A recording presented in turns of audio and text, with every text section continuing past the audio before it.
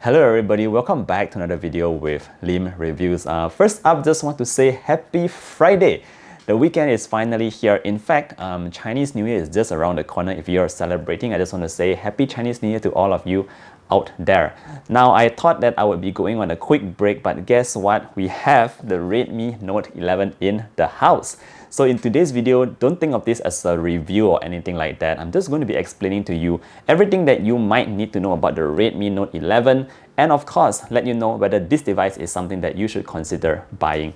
Now, in terms of the price, I don't really have an official price here in Malaysia yet, but based on the Redmi Note 10's price from a couple of months ago, it was RM699. That means approximately $160 for all you guys in all the kinds of countries in the world out there. So it's going to be a budget device here. So let's take a look at what the Redmi Note 11 is all about. Now, before we start, of course, if you are feeling happy and you just want to share some love, don't forget to drop a like on the video, sub to the channel. That would be really awesome.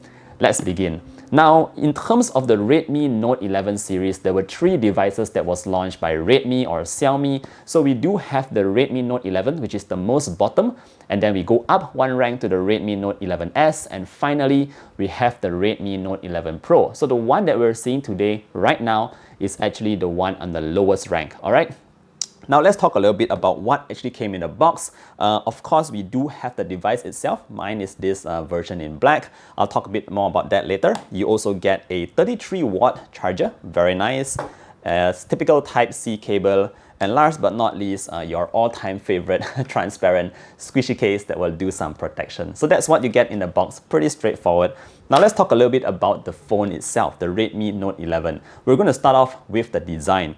Now, as you can see from the back panel over here, we do have a very nice matte back panel here, which is awesome to touch. It feels great.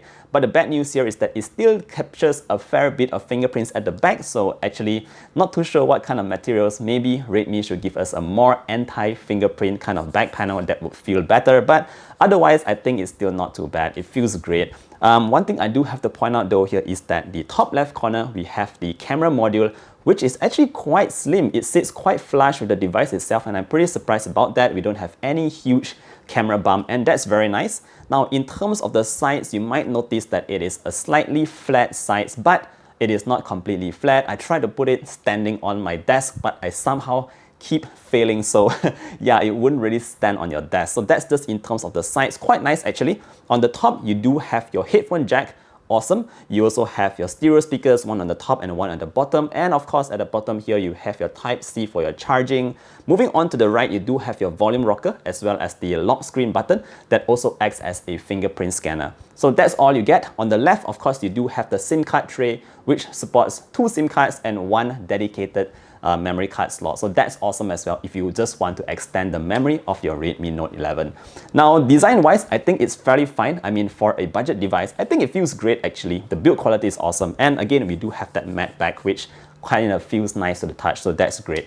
All right, now done with the design, let's talk a little bit about the display at the front. Now at the front here, we do have a quite nice display. This is actually a 6.43-inch 1080p OLED display that refreshes at 90 Hz. So it's fairly smooth. The colors are great. Contrast levels are also awesome. We have those very deep blacks because naturally this is an OLED panel. And I noticed that the brightness was actually quite bright. I think it goes all the way up to 1000 nits at maximum brightness. So overall, it is a good display. You'll be able to see the display even under bright sunlight outdoors and all that. So you don't have to worry about that.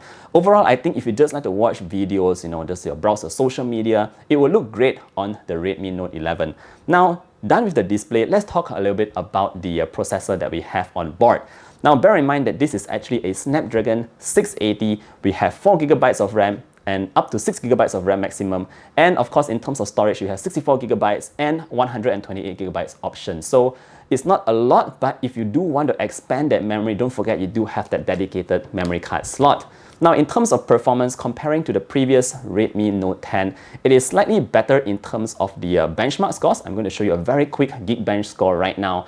And just in terms of the efficiency, this is actually a 6nm processor, which is significantly smaller than the one on the previous Redmi Note 10. So just in terms of efficiency, it's slightly better.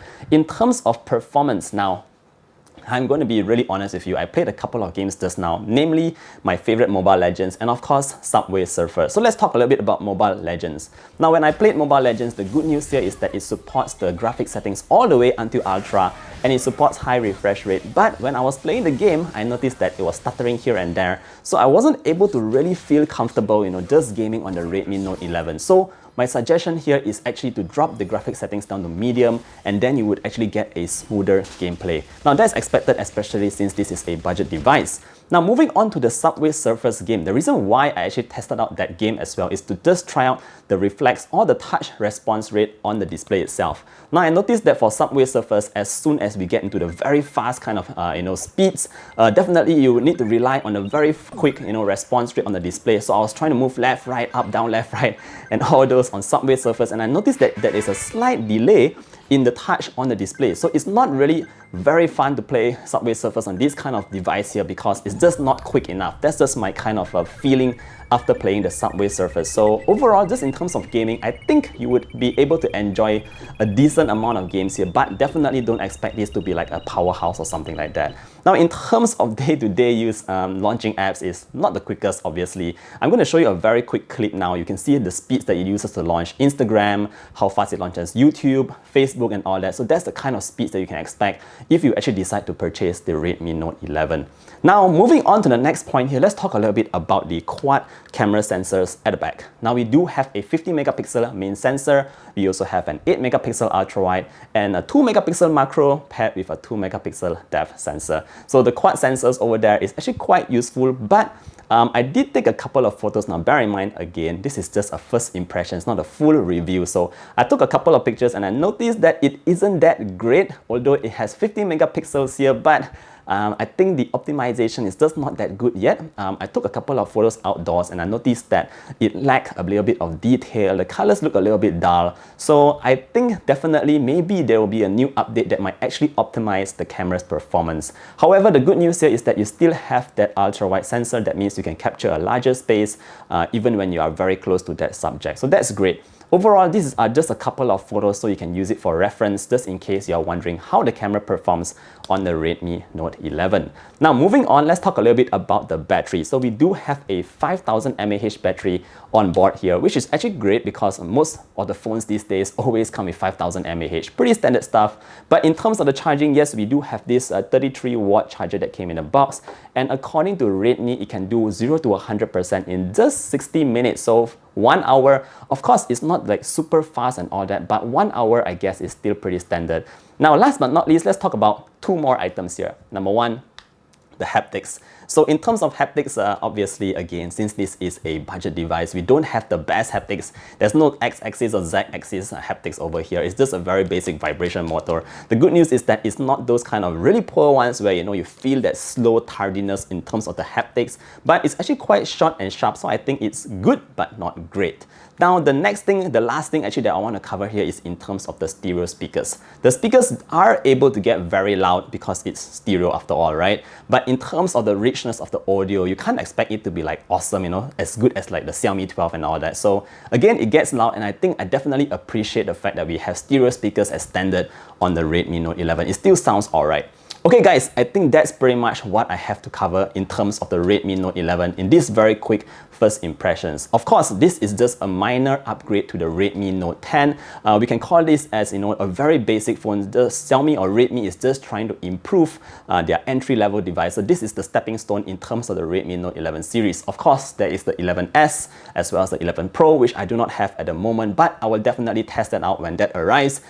So far, that is it for today's video. If you do have any questions regarding the Redmi Note 11, of course, feel free to leave a comment down below. And yes, guys, again, if you are celebrating Chinese New Year, happy Chinese New Year to you. Don't forget to like and sub to the channel. Thank you so much, everybody, for watching till the end. And I hope to see you guys in the next one. Stay safe, everybody. Bye!